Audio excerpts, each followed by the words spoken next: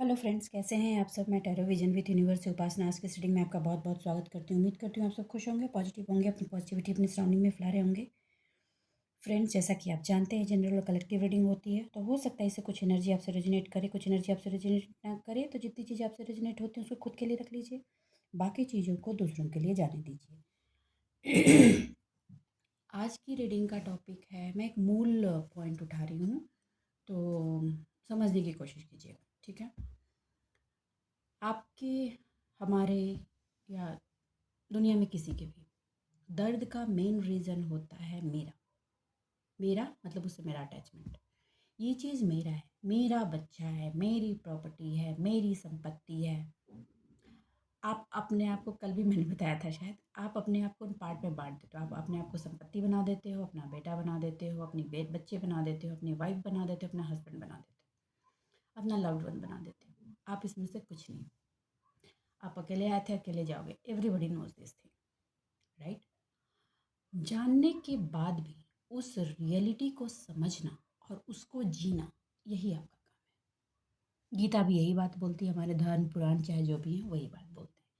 लेकिन सबसे बड़ी प्रॉब्लम कहाँ आती है, इस पॉइंट को समझना और आत्मसात करके उसको जीना। और यही वो चक्रव्यूह है या मेन होल है जिसमें हम समझते नहीं हैं और उसमें घुसते चले जाते हैं और उसमें दर्द, पीड़ा, बिट्रे, ये सब कुछ बेयर करते हैं। जब अधिकता ज़्यादा होती है तो बिट्रे हो जाती है, थोड़ी होती है तो पीड़ा होती है। ये सारे चक्र का एक ही पॉइंट है, वो है मेरा वर्ड। तो सबसे पहले आप इसकी प्रैक्टिस कीजिए कि मेरा तो है नहीं कुछ, भैया मेरा तो अपना शरीर भी नहीं है, ठीक है। और हाँ, इस मेरा से निकलने के लिए सबसे पहला पॉइंट मैं पेरेंट को पहले टारगेट करके बता रही हूँ कि आप जो ये सोचते हो ना कि मेरा बच्चा, आपका बच्चा नहीं है जी। Try to understand. हाँ, आप एक निमित्त मात्र हो उसको इस अर्थ पे लाने के लिए। अच्छा, एक बात बताओ, बच्चे जो आते हैं अगर उनके पेरेंट्स नहीं होते तो क्या वो जीवन नहीं जीते, सांसें नहीं लेते? उनको कौन पालता है? वो कैसे पलते हैं, कैसे बढ़ते हैं, कैसे खड़े होते हैं और सोसाइटी में क्या काम करके चले जाते हैं? आप जब मेरा मेरा लगा देते हो ना, तो जो भी सोल आई हुई होती है आपके घर में, उसके डेवलपमेंट आप रोक देते हो। क्यों, कैसे रोकते हो? कंडीशनिंग लगा देते हो जी आप। मेरा बच्चा है, तुम ऐसा कैसे कर सकता है? आपका, आपको जब अथॉरिटी उस वक्त दी गई है, ठीक है, आपको एक पोजीशन पे बिठाया गया, आपको मैनेजर बनाया गया है ना उस सोल का। हाँ, तो आप उसको डायरेक्शन देना है ना, आपको कर्मठ बनाना है ना। हमारे इंडिया में एक प्रॉब्लम है, हम अपने बच्चों को लाइफ स्किल नहीं सिखाते। मेरा बच्चा, उसको ज़रूरत क्या है जी, मैं तो इतना कमाता हूँ, कमाती हूँ, मेरे पास तो इतनी संपत्ति है, इतनी प्रॉपर्टी है, बाप दादाओं की बनाई हुई ये चीज़ है, उसको ज़रूरत क्या है? हाँ, हम तो उसको सबको इजीली अवेलेबल करा करा देंगे। क्यों? उसकी लाइफ है। लाइफ स्किल भी उसको सीखना बहुत ज़रूरी है। एडुकेशन, एडुकेशन, एडुकेशन का क्या मतलब? एडुकेशन से हमारा एडुकेशन सिस्टम हमें कितनी मेंटल क्लियरिटी देता है, बताओ। सब लोग तो एडुकेशन इसीलिए कर रहे हैं या करा रहे हैं बच्चों की, ताकि उनको एक अच्छी सी जॉब हो जाए, अच्छी अर्निंग हो। और ये अर्निंग क्या है? लाइफ स्किल ही तो है। सिचुएशन क्या हो रही है? अच्छी अर्निंग हो रही है, इंजीनियरिंग कर लिया, डॉक्टर हो गए, पैसे आ रहे हैं, मोरलिटी ही नहीं है। हुँ? पैसे आ गए, सबसे पहले पार्टी कर रहे हैं, दारूबाजी कर रहे हैं, दारू में उड़ा रहे हैं, कुछ भी फालतू। मैं सबको नहीं बोल रही हूँ, I am just telling you it's a common thing, right.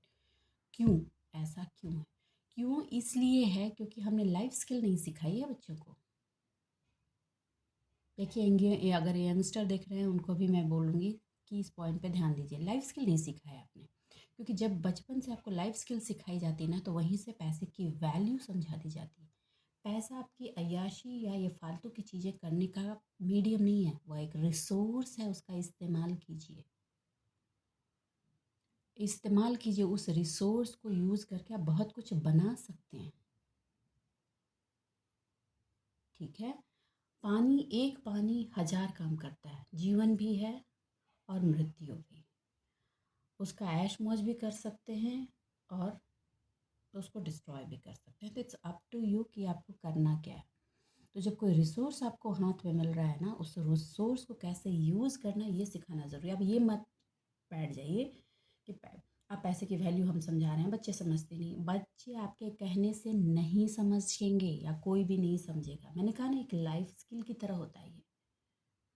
आपका बच्चा जिस दिन 7th 8th 9th 10th में गया और आपने उसे सिखाया कि ट्यूशन पढ़ा के 2 पैसे कमाओ, चाहे आपके पास बैकग्राउंड में कितने भी पैसे, उस दिन वो उस पैसे की वैल्यू और उसके पीछे की गई मेहनत को समझेगा। मैं एक एग्जाम्पल दे रही हूँ, ठीक है। अमेरिका बहुत चार्म है लोगों को। मैं एक पॉइंट वहाँ का बताती हूँ। बच्चों को ना वो दूसरों की गाड़ियाँ साफ़ करने वीकेंड में भेजते हैं, और वहाँ से जो भी उनको साफ़ करने के वो $10 $5 या जो भी मिलता है $2 वो लेके आते हैं। बहुत अच्छे अच्छे घरों के बच्चे दूसरों के घरों में जाके गार्बेज कलेक्ट करके गार्बेज बिन्स में डालते हैं और $2 वहाँ से कलेक्ट करते हैं। आप समझ रहे हो? इसलिए नहीं कि उनके पेरेंट के पास पैसे नहीं हैं, बल्कि इसलिए क्योंकि लाइफ की स्किल सीखना ज़रूरी है।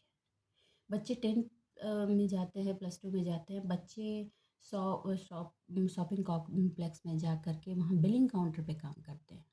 देखिए, जो जिस सोसाइटी की अच्छी चीज़ें हैं वो सीखनी चाहिए।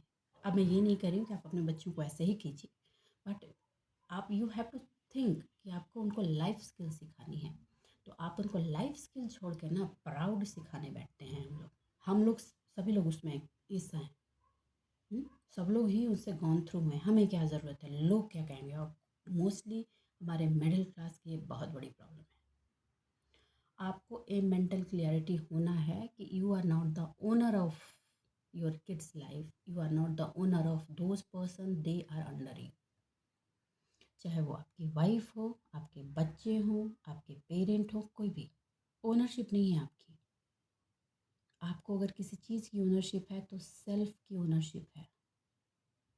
आप इस बात को समझिए। देखिए, एक बहुत बड़ा आप सोसाइटी का ये बोले बहुत बड़ा पॉइंट भी है और बहुत बड़ी प्रॉब्लम भी। क्योंकि हम एक पर्सन भी जो इस सोसाइटी का है ना, वो सोसाइटी को बिल्ड करने में बहुत बड़ा रोल प्ले करता है। कोई भी बेकार नहीं है। अच्छा, आपने कभी देखा है मधुमक्खी में, जो मधुमक्खी ओल्ड एज की हो गई, वो बोलती है भैया मेरे से मधु ना कलेक्ट होगा, मैं बैठ के खाऊंगी, तुम कलेक्ट करो, होता है? नहीं। नेचर भी इस चीज़ की इजाज़त नहीं देती। 60 पहुँचते पहुँचते किस तरह से लोग कहते हैं कि अब मेरे से कुछ नहीं होता, मैं नहीं कर सकता। आपका शरीर नहीं चल रहा। जब तक शरीर आपका चल रहा है, you are useful thing for society. और ज़रा सोचिए, अगर आप यूज़फुल नहीं रहेंगे तो फिर ये शरीर कितना बड़ा बोझ है आपके अंदर। तो ये statement first of, new generation को उनके डायरेक्शन में जाने दीजिए, उनका काम करने दीजिए। और आपने जो अभी लाइफ स्किल सीखा है, उस स्किल पर काम करते हुए अपनी लाइफ को आगे बढ़ाइए, ताकि आप नया वैल्यू ऐड ऑन करें। ठीक है। लोग, मान, प्रतिष्ठा, लोग क्या कहेंगे, प्लीज़ इसके पीछे मत भागिए, मत भागिए। कितने ही लोगों ने, एक बात बताओ, जन कल्याण में अपनी ज़िंदगी दे दी, हम उन्हें याद करते हैं क्या? अच्छे काम करने वाले को जब हमने नहीं याद किया है, आगे की जनरेशन है, तो आप ये क्यों चाहते हैं कि आपके बच्चे आपको आगे याद करें? आप अपनी ड्यूटी निभाइए। वो याद करेंगे नहीं करेंगे, ये उनकी responsibility. Just leave the things there. Please, मैं कुछ अलग बात नहीं बोल रही हूँ, मैं वही बोल रही हूँ जो हमारे वेद पुराणों में है। बस एक प्रैक्टिकल पॉइंट पे एक क्वेश्चंस को उठाया है, ताकि आप उस पॉइंट को समझ सकें। और एक पॉइंट ऑफ, कुछ लोगों को डिप्रेशन की बहुत प्रॉब्लम है। आज मैं कमेंट कर रही हूँ, बट मैं माफ़ी मांग रही हूँ उसके साथ साथ। डिप्रेशन ना एक तरह का आज की सोसाइटी में एक पॉइंट हो गया है, लाइक कि फैशन पॉइंट कह सकते हैं कि लाइक उसे डिप्रेशन है, हाय उसको डिप्रेशन है। आपने किसी मज़दूर को डिप्रेस होते हुए देखा है क्या? क्या कोई मज़दूर जो है, जो दिन रात काम करके 2 वक्त की रोटी कमा के घर में लाता है, उसको डिप्रेस होने की फुर्सत है? तो आप डिप्रेस हैं, बहुत आसान काम है डिप्रेस होना। हाँ, आपके रोटी कपड़ा मकान आयशो आराम सब आराम से मिल रहा है तो आप डिप्रेस हैं। जिस वक्त 2 वक्त की रोटी के लिए भागेंगे ना, ये डिप्रेशन आपके आसपास भी कहीं नहीं एग्जिस्ट करेगी। तो आप समझिए कि आप सही में डिप्रेस हैं या आपके मिले हुए कंफर्ट का फ़ायदा उठा रहे हैं। क्योंकि आपके पास इतना फालतू टाइम है कि आप फालतू में बैठकर जो बीत गई चीज़ों को उनको सोचेंगे और डिप्रेशन नाम की बीमारी को अपने सर पर ओढ़ेंगे। ये चॉइस इज योर्स। ये एक बहुत बड़ा कटाक्ष है, मैं मानती हूँ, मैं माफ़ी भी मांगती हूँ, लेकिन मैं चाहती हूँ कि आप इस पॉइंट को सोचें। आप बोलते हैं, बहुत लोग बोलते हैं मेरा दिमाग वहाँ चला जाता है, जी मैं तो सोचना ही नहीं चाहता या चाहती। ओह होल्ड ऑन, आपके पास इतना खाली वक्त है इसलिए आप वो सोचते हो। जब इंसान के पास खाली वक्त नहीं होता ना, तो डिप्रेशन कहीं एग्जिस्ट नहीं करता। This is the reality of that depression. ठीक है, जब पेट की आग इतनी बढ़ जाए कि उसको बुझानी ज़रूरी हो जाए ना, तो दिमाग फालतू चीज़ें नहीं सोचता। तो ये आप आपको सोचना है। इसका इलाज भी मैंने इसी पॉइंट, इसी कटाक्ष में बता दिया कि आप अपने आप को इतना बिजी कर दें कि फालतू चीज़ सोचने का आपके पास वक्त ही नहीं हो। डिप्रेशन एग्जिस्ट नहीं करेगी। एक सिंपल और स्ट्रेट चीज़ मैं बता दे रही हूँ। इसीलिए मैंने एक मज़दूर का एग्जाम्पल लिया था। चलिए अब रीडिंग की तरफ चलते हैं और जानने की कोशिश करते हैं कि डिवाइन आज हमें किस पॉइंट पे कैसे गाइड करना चाह रहे हैं। थोड़ी बात लंबी हो गई है, 10 मिनट की हो गई है, बट आई एम सॉरी, बहुत इंपॉर्टेंट थी।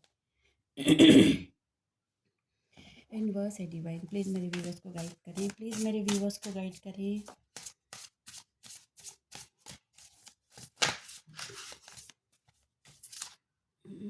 Starts jumping.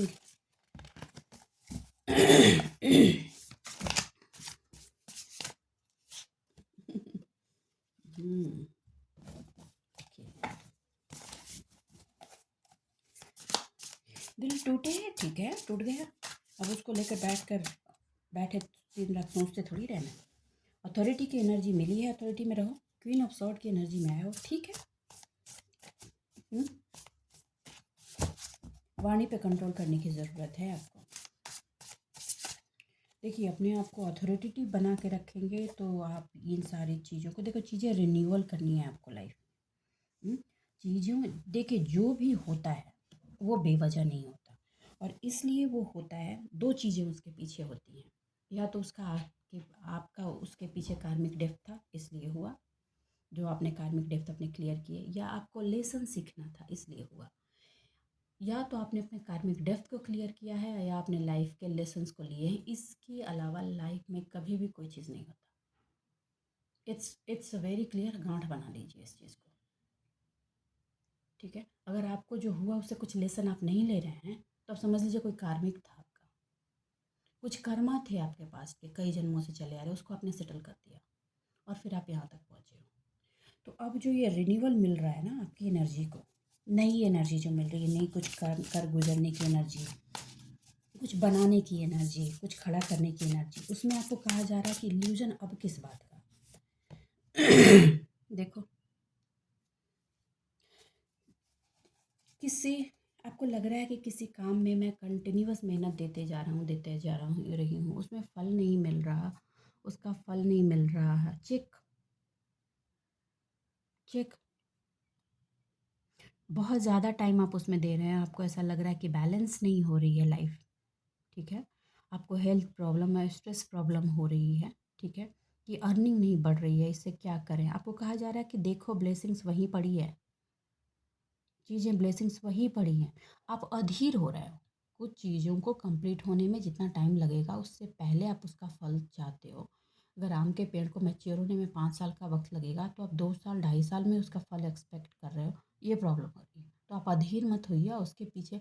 अगर आप चाहते हो कि 2 ही साल में आम फल दे दे, आप उसमें खाद डाले जा रहे हो, पानी डाले जा रहे हो, धूप दिए जा रहे हो, टाइम तो उसका 5 साल का है, 5 साल होगा तभी तो वो फल देगा। तो पेशेंस ज़रूरी है पेशेंस। और अगर आपको उसमें एंजाइटी और स्ट्रेस हो रहा है, तो साथ के साथ कुछ और काम स्टार्ट कीजिए।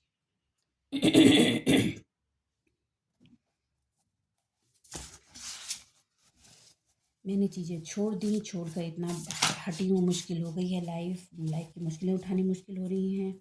क्यों क्यों, हर कोई भागना चाहता है, सबसे बड़ी बात है, हर कोई भागना चाहते हैं आराम से होती है। उसकी लाइफ भी तो ऐसी है, आपकी नहीं है।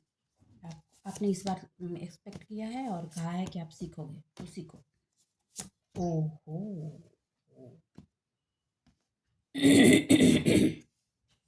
ओके, मैं ले लेती हूँ सारे।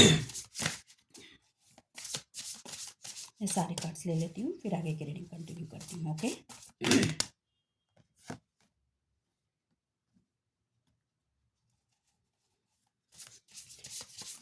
देखिए ध्यान और मेडिटेशन का रास्ता आप तो को लेना ही होगा। क्योंकि उसी के बूते तो आप खड़े हुए हो।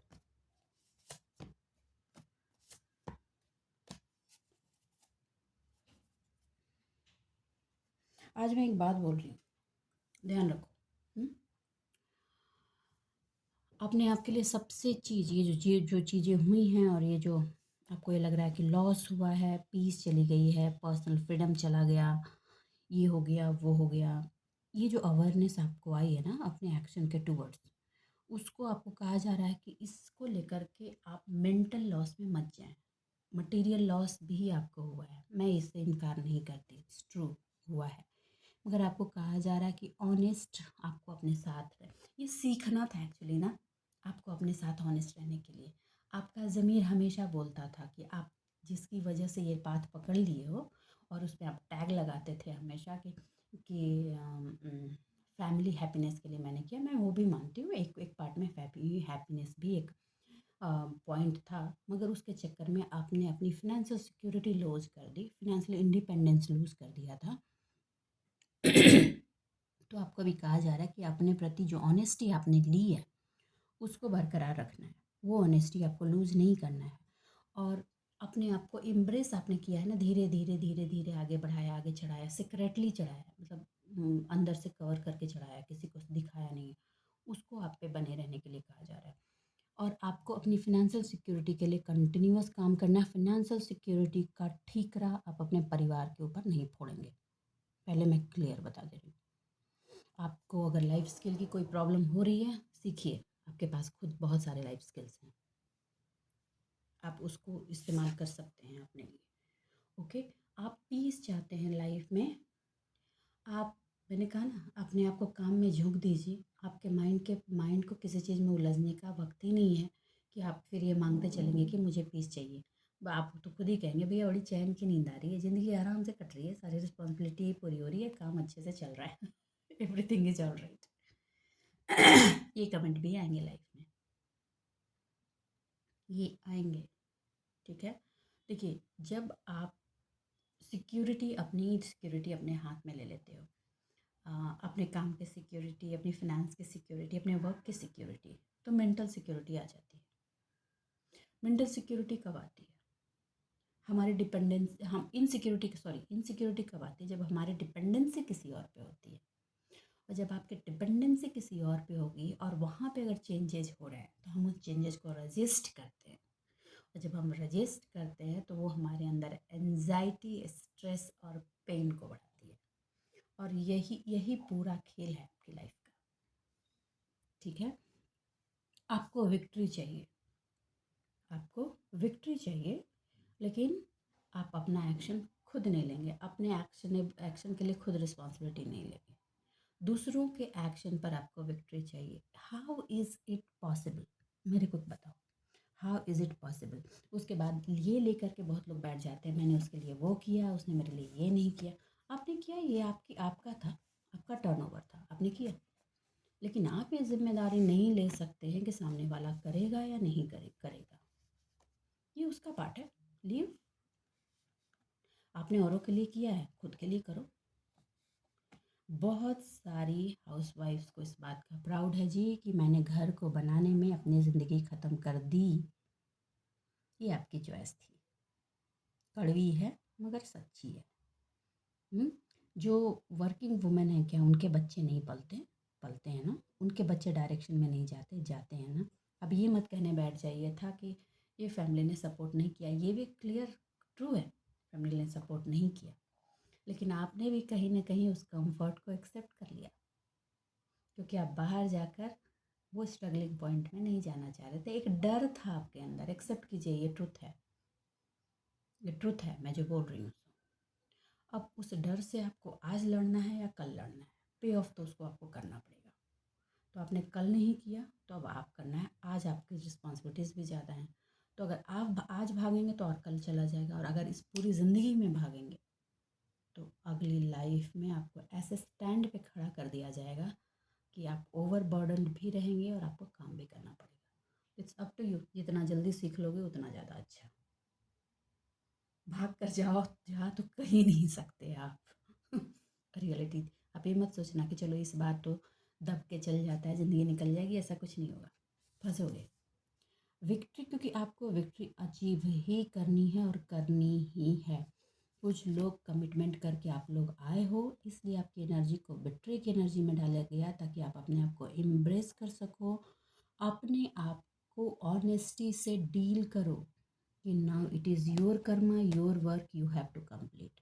और उसका अवार्ड और विक्ट्री भी आप ही की है, वो आप ही को लेना है। उसका अवार्ड आएगा तो किसी और को सामने खड़ा नहीं करते, ये मेरा बच्चा है जी इसको दे दो, ये मेरा पति है जी इसको दे दो, ये मेरी पत्नी है जी, नहीं जी, मेहनत आपने की है, अवार्ड भी आप ही को मिलेगा। ठीक, क्योंकि ये वक्त है रिन्यूअल का, और रिन्यूअल बार बार आपको ये बोल रहा है कि रिलीज़ तो आपको करना ही होगा। पास्ट के पेन से जो बेयरिंग रही है, जो दर्द रहा है, उसको आपको रिलीज़ करना है। क्योंकि अगर आप रिलीज़ नहीं करेंगे तो अपनी फुल अथॉरिटी की एनर्जी में नहीं रह पाएंगे। आज के कार्ड्स बहुत ही अच्छे हैं, I am claiming this energy. Okay, past की एनर्जी को सोच सोच कर हाय तौबा मत मचाइए, मत मचाइए। आपको किसी का अथॉरिटी आपके पास नहीं है, सिर्फ सेल्फ अथॉरिटी आपकी है। किसी के कर्मा की रिस्पॉन्सिबिलिटी आपकी नहीं, आपके खुद के कर्मा की रिस्पॉन्सिबिलिटी है। और लोगों को ओपन छोड़ दीजिए, चलने दीजिए, बांधने की कोशिश कभी मत कीजिए। उनके कर्मा खुद ही उनको बांधते हैं, आपको कुछ करने की ज़रूरत नहीं पड़ती। ठीक है, आप आपकी लाइफ बहुत ही मोटिवेशनल और इंस्पिरेशनल रही है, आपकी फैमिली में, आपकी सराउंडिंग में। आपकी स्ट्रगल लोगों ने देखी है और समझी है। आपके एम्बिशन का ही कोई छोटे मोटे एम्बिशन तो है नहीं, जो एम्बिशन है आपको उसका लीडरशिप रोल आपको लेना है। आप एक्चुअली आपने लिया भी नहीं, बहुतों ने लिया है। अब आपको कहा जा रहा है कि स्पॉटलाइट से क्यों डर रहे हो। ये भी एक अलग प्रॉब्लम होती है कि लोग ना स्पॉटलाइट में आने से ना बहुत डरते हैं। देखो स्पॉटलाइट तो अब आएगी आपके ऊपर। ये आपको एक्सेप्ट करनी होगी, क्योंकि आपके लीडरशिप की क्वालिटी जैसे जैसे तराशी जा रही है और आप आगे बढ़ रहे हो, तो स्पॉटलाइट धीरे धीरे आपकी तरफ मूव कर रहा है। और आपकी जो चीज़ें थी, जो बंद थी अंदर में, वो रिवील हो रही हैं। लोगों लोगों में बातें हो रही हैं, लोगों में अब उसकी राइट अंडरस्टैंडिंग हो रही है, सही डायरेक्शन में लोग उस चीज़ों को समझ रहे हैं।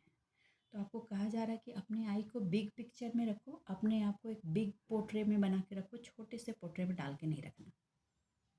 और जो विजन्स हैं आपके, जो डायरेक्शंस हैं, जो आप किसी को अपनी लाइफ से जो आपने लर्न किया, उसका डायरेक्शन आप किसी और को दे सकते हैं, समझा सकते हैं। आपकी सराउंडिंग में कुछ लोग हैं जिनकी लाइफ को डायरेक्शन की एक ज़रूरत है, आप डरा सकते हो। देखिए, क्रिटिसिज्म के लिए प्लीज़ मत डरिए।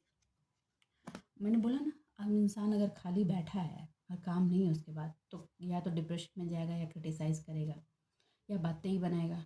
तो ठीक है, आप यही समझ लीजिए उनके पास बहुत सारा टाइम है, वो अपना टाइम पास कर रहे हैं, आपको उसमें अपने आप को डालने की कोई ज़रूरत नहीं, राइट। आपको कहा जा रहा है कि ये जो फालतू की चीज़ें आपके कानों तक पड़ती हैं कि लोग आपके लिए बातें बना रहे हैं, ये बातें कर रहे हैं, वो कर रहे हैं, कहा जा रहा है कि उस एनर्जी को रिलीज़ करो, क्योंकि आपके अंदर जो स्पिरिचुअल ट्रांसफॉर्मेशन आया है, उस ट्रांसफॉर्मेशन को एक्सेप्ट करो।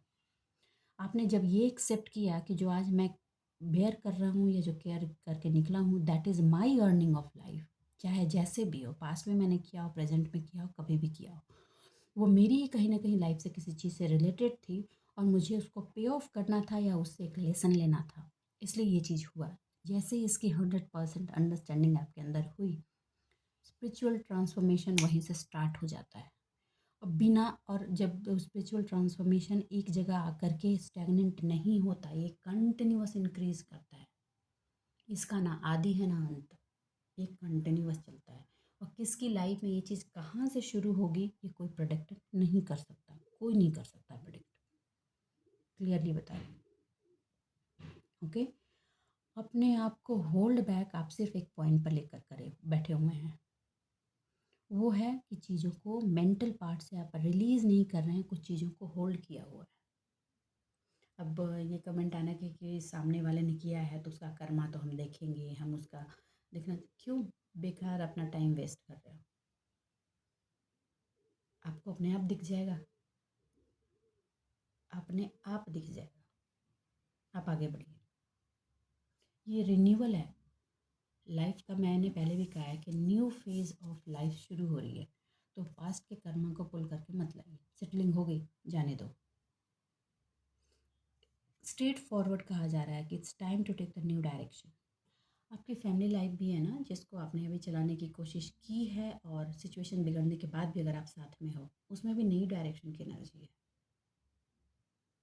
लेकिन ये न्यू डायरेक्शन किस चीज़ के ग्राउंड पे है? किस चीज़, क्या सिखाया गया है आपको पिछले के पार्ट में? ऑनेस्ट होना, किसके प्रति? खुद के प्रति। आप खुद की ऑनेस्टी के साथ ही न्यू डायरेक्शन ले रहे हो। आप इस पे आगे मैं कुछ नहीं एक्सप्लेन करूँगी कि I think you got the clarity. आपको मिल गई है कि आपकी लाइफ की क्लैरिटी क्या है और आपने क्या लेसन्स लिए हैं और आपको किसका ग्राउंड बना करके आगे आगे बढ़ना है। क्लियर है? You know what to do. आपको पता है कि अब आगे क्या करना है। फैमिली के नाम पर जो आप आहुति दे रहे थे, वो आहुति एक्चुअली आपका डर था। आपको अपने आप में कंफर्ट में रहना था, इस वजह से वो आहुति हुई है। और उस आहुति के साथ एक लेसन्स मिला है आपको, तो उसको सीखा है आपने, काम करते जाइए अब उस पर। ये आ रहा है इल्यूज़न नहीं। दुनिया तो कहती है जी, मैं वुमेन पार्ट से उठा रही हूँ इन जनरल, कि शादी हो गई, हमें तो खाना बनाना है, बच्चे दे पालने हैं, घर देखना है, बाकी का काम तो हस्बैंड करेगा। मैं मानती हूँ एक बहुत बड़ा पार्ट आप कर रहे हैं। क्यों? रोटी तो आप अपने पेट में खाते हो, तो रोटी क्यों नहीं कमाना? अपनी रोटी क्यों नहीं कमाना? ठीक है, 50,000 नहीं कमाना, 5,000 कमाना। कमाना तो है, कमाना तो है, ये तो आपको करना पड़ेगा। ठीक है। आपके अंदर एक लैक ऑफ कॉन्फिडेंस था, एक लैक ऑफ कॉन्फिडेंस था। उस लैक ऑफ कॉन्फिडेंस की वजह से आप अपने आप को हेल्पलेस महसूस करते थे। This is the clarity. आपको अपने आप पर ही नहीं ट्रस्ट था कि आप कर सकते हो, आप में ये एबिलिटी है, कर सकते हैं। रीज़न उसके पीछे हज़ार है, मैं अभी लेकर नहीं बैठूंगी रीज़न। ऑलरेडी 10 मिनट्स रीडिंग से 10 मिनट बिफोर जो मैंने आपको ड्राइव किया है, वो चीज़ें रिलेटेड हैं उससे, आप वहाँ से वो चीज़ समझ सकते हो।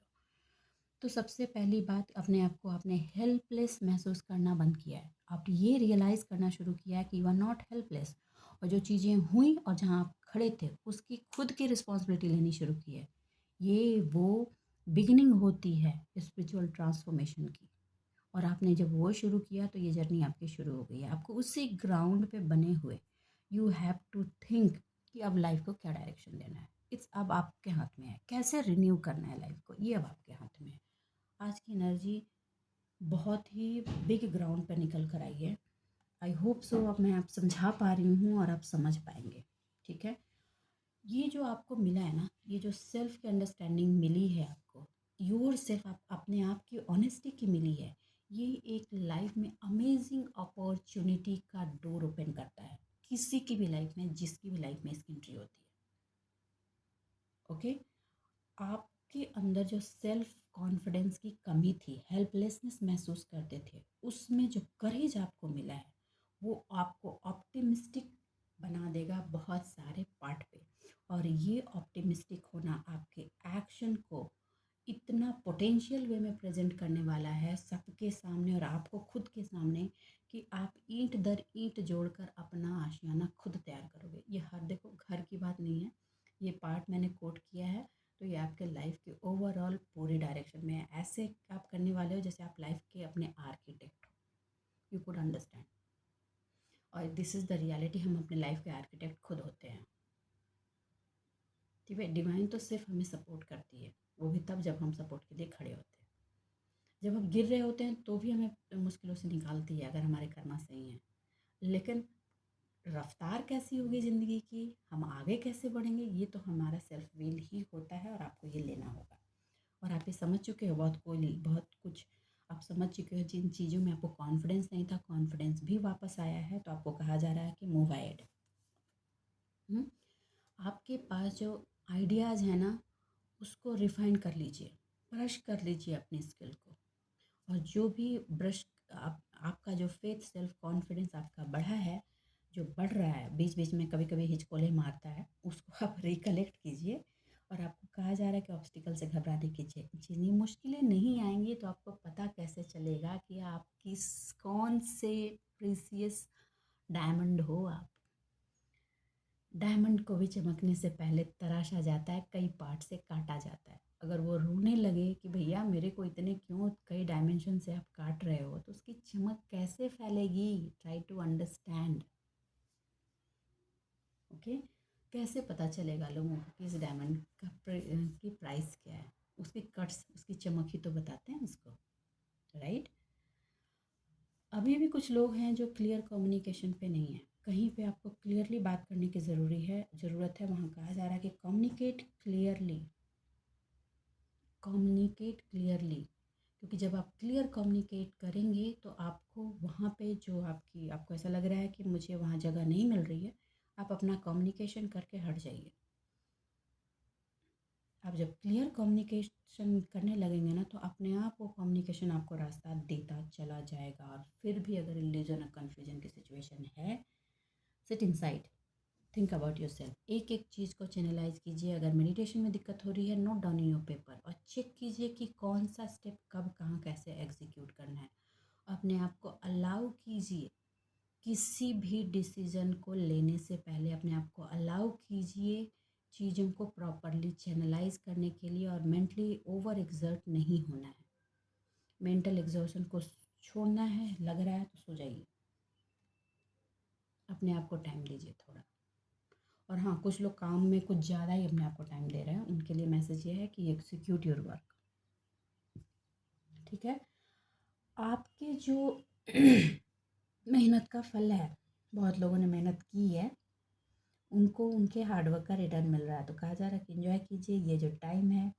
आजकल 24 से 48 घंटे के आसपास कुछ लग्जरी चीज़ आप अपनी अपनी लाइफ में इनवाइट कर सकते हैं। खुद के लिए परचेज कर सकते हैं, कोई गिफ्ट कर सकता है। मतलब overall it's a happiness time to be going to be come. Okay, आपको सेल्फ एम्प्लॉयमेंट के लिए कहा जा रहा है। मैंने वही पूरी रीडिंग में निकल कर है, कार्ड भी वही बात बोल रहा है। जो हैप्पीनेस आपने खुद अर्न की है, उसका ताज आप अपने सर पहनिए। सिंपल सी बात है, एन्जॉय योर सॉलिट्यूड।